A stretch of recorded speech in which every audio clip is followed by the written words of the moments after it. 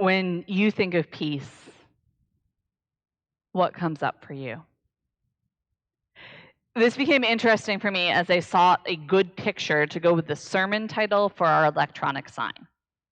Apparently, according to the internet, peace looks like a sunrise or sunset over a body of water, possibly with a pile of rounded rocks stacked on top of one another, and maybe with a person doing yoga.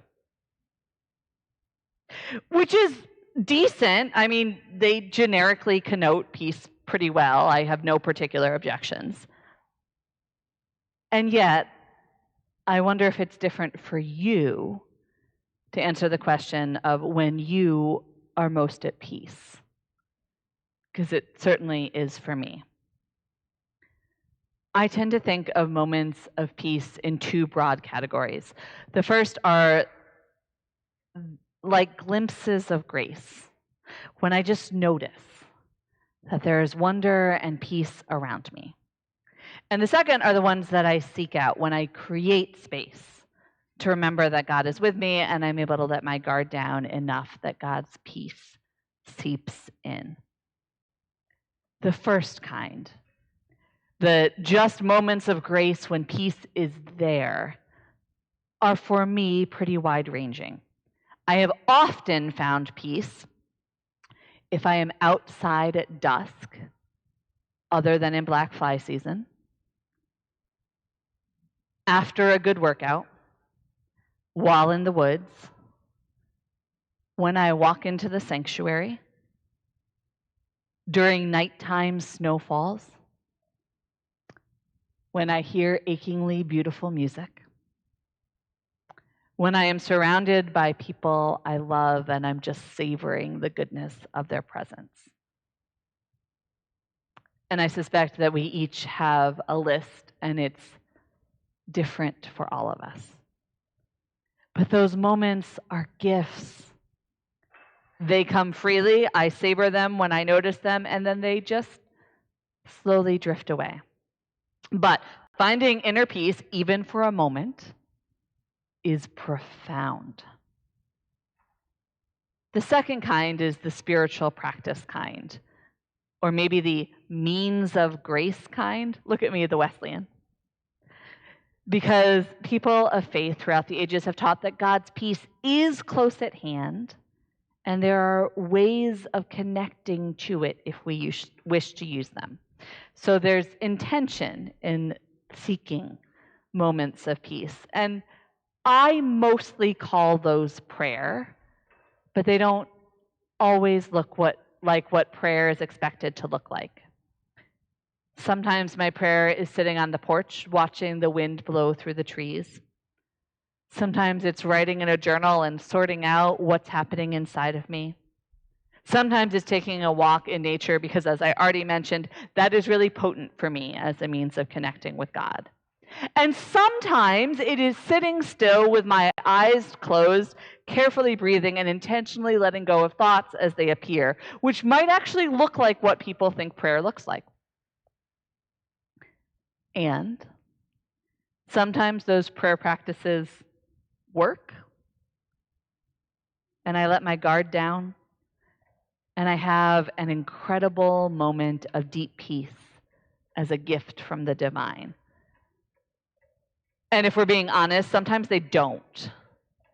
Sometimes I can't get my guard down. Sometimes I let things distract me. Sometimes it seems like my guard is down and the peace just isn't there because it can't really be forced. You may be noticing that I am conflating the grace of the experience of the presence of God with peace. I'm doing that because they're the same for me. They might not be for you, and that's a thing to consider and check with yourself on. In any case, though, I'm pretty convinced by the Bible that peace is supposed to be one of the gifts from God, something that we receive from the divine because of God's goodness. And because we are able to talk about how we receive it and what helps us to be open to it, and from that learn how to access peace even when the world is roiling around us, I think that peace is supposed to be one of the markers of faith. The capacity to be at peace is meant to be something that differentiates us, which is a super high bar, right?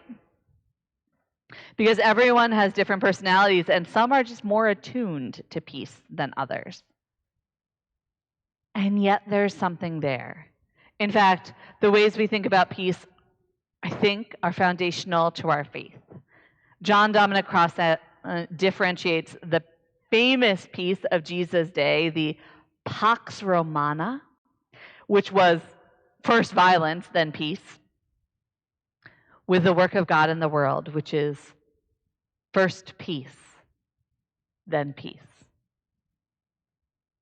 So figuring out how we seek peace also matters. And I think even talking about peace gets us to a really core question. What is it that we are seeking in life? Because the world around us tells us how to do something that looks a lot like the Pax Romana. It says, be successful, and then you'll be at peace. So it tells us to have the right appearance and to get enough money and access enough power, and then all will be well and we will have inner peace. And despite the fact that that promised peace never comes, the narrative about it is everywhere, and it makes it easy to buy into it. And part of the wonder of being with a community of faith is the chance to create a different narrative, to think about how we get to peace, and even how we define success, and encourage each other to hear other options. So what might success look like if it isn't about appearance or money or power? What if success is connecting deeply enough to God's peace that it changes the world through us? What if success is trusting enough in God's love that it flows through us? What if success is letting our hearts be opened wide enough for all of God's people and all of God's creation? What if success is becoming loving listeners? What if success is a life filled with joy? What if success is deep and whole relationships? What if success is how often we laugh? What if success is how much we savor wonder and beauty? What if success is becoming better and better at sharing? What if success is the ability to give power away? What if success is just being alive and sometimes at peace, and that's enough? What if success doesn't matter at all, and it is plenty to simply be?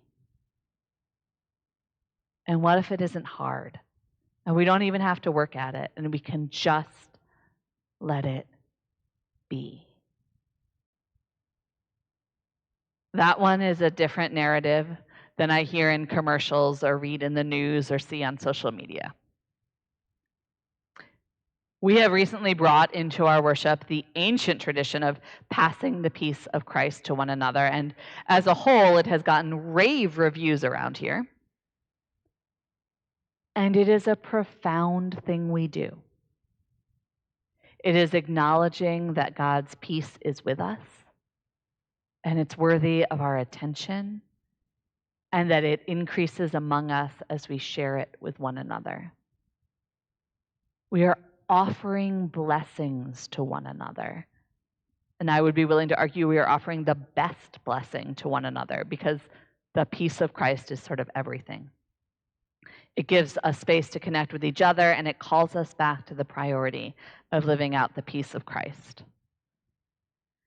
And peace in Hebrew and God talk is this really interesting, holistic community thing that refers to mental, physical, emotional, and spiritual well being of each individual and the whole. It inherently acknowledges that the peace each of us holds is interconnected with the peace each other is holding. But it's a complicated concept in that it is possible to hold on to God's peace even when not all is well. God's peace can show up in the worst of times and hold us together through it. God's peace can be nurtured within us and within the community and build up resilience within us. Peace, where the world focuses on violence and power. God calls us to nurture, savor, and make space for peace. When the world says, first success by any means, and then peace, God says, first peace, then peace. Thank God we are called to something different. Thank God we have each other to work with in the effort to nurture, savor, and make space for peace. And my goodness, thank God for the moments when peace arrives and we are whole. Amen.